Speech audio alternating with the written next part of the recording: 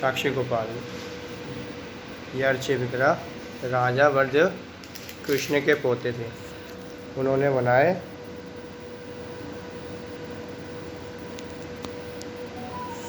साक्षी गोपाल मंदिर। ये उड़ीसा के गांव में ये वृंदावन के गोपाल जी है। साक्षी गोपाल कैसे बने?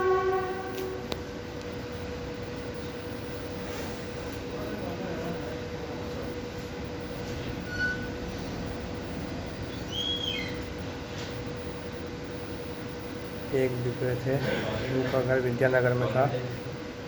कुलीन ब्राह्मण थे। उनको विचार आया मरने से पहले तीर्थ यात्रा करने का, लेकिन वो अकेले तीर्थ पे नहीं जा सकते थे, वो व्रत थे। उन्होंने एक युवक ब्राह्मण मिला, सेवा भाव रखता था। उन्होंने इच्छा प्रकट की, वो मान गए। सामग्री लेके खाने के, वो दोनों निकल गए। बहुत तीर्थों का दर्शन किया, आखिर में वृंदावन आए। उस दिन उनका आखिरी दिन था। वे गोपाल मंदिर में थे, वे बहुत प्रसन्न थे। युवक ने उनकी बहुत मदद की थी।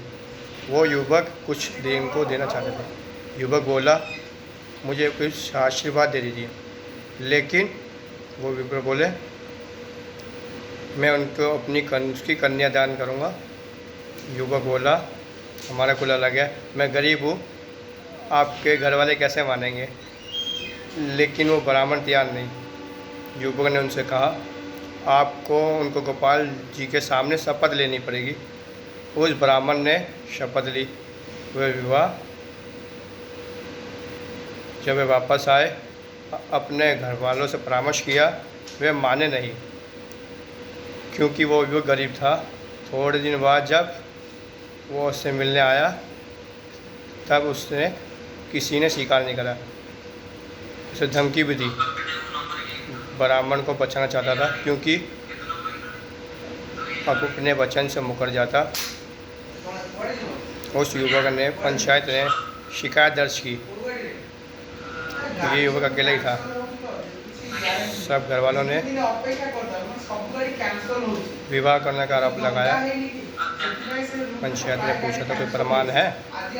इन्होंने वचन दिया था। हाँ, प्रमाण है। गोपाल जी के मंदिर में प्रणाम दिया था। गोपाल जी प्रणाम है। पंचायत पूछी, क्या ठाकुर जी शर्मा के साक्षी देंगे? हम विवाह के लिए मान जाएंगे। वहीं से वो युवक वृंदावन की ओर गया। जैसे तैसे भी वृंदावन गोपाल जी के मंदिर में पहुंचा, रोने लग गया। आपने सामने ब्राह्मण ने मुझे वचन दिया था, प्रभु आपको अभी साक्षी देना पड़ेगा, नहीं तो मैं इधर ही प्राण त्याग दूंगा। गोपाल जी बोले, मैं तो विग्रह हूँ, मैं कैसे चल सकता हूँ? वो युवक बोला, आप बोल सकते हो, चल भी सकते हो। भगवान अपने भक्तों के सामने मान गए, लेकिन उन्होंने कहा, मुझे रोज का निश्चय भोग देना पड़ेगा और मैं तुम्हारे पीछे पीछे आऊँगा, तुम्हारे साथ में चलूँगा, नहीं चलूँगा। मेरी एक शर्त है, तुम मुझे पीछे मुड़ के नहीं देखोगा। मुझे क्या, युवक बोले, मुझे कैसे पता चलेगा आप मेरे पीछे आ रहे हो? भगवान बोले, मेरा जब घुंघरू बचेगा मेरा घुंघरू बचेगा तुम्हें आवाज़ आएगी। तो भक्त बोला, भोग कैसे लगाऊं प्रभु?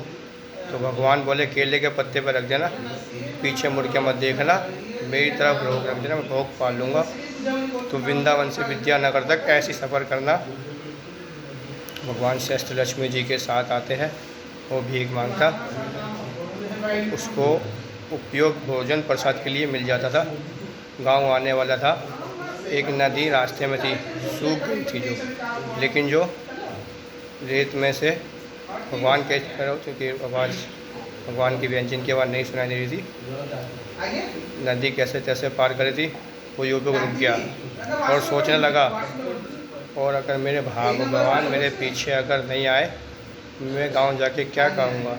तो उसने सोचा, मैं मुड़कर देखूँ, भगवान यहीं रुक भी गए तो भी मैं गांव वालों को भी ला सका।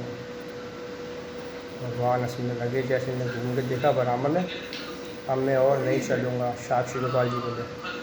तब उसने गांव में जाकर पूरे गांव को इकट्ठा किया और लेकर आए।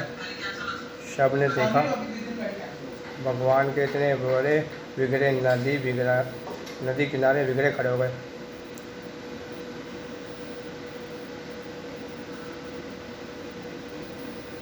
सब ने देखा, अरे खड़े हो गए। तब उन्होंने विवाह भगवान की कन्या से करा दिया। इसी तरह भगवान ने साक्षी दिया, भगवान साक्षी गोपाल हो गए। विद्यानगर स्थापना ओडिशा राजा श्री पुष्करदेव अपने राजभवन देव कटक ले गए, जहाँ चैतन्य महाप्रभु दर्शन किया था। फिर जब मुगलों का आक्रमण हुआ, उनके पुत्र कटक छोड़कर पुरी में आए थे। भगवान साक्षी गोपाल को पुरी के मंदिर में रखा था। एक रात जगन्नाथ जी रानी के सपने में आए,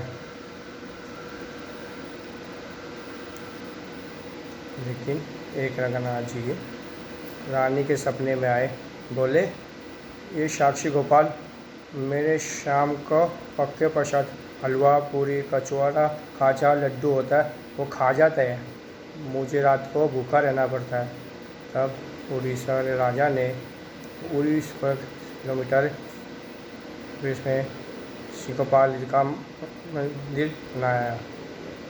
राजा कुछ यही प्रकट हुई हम साक्षी।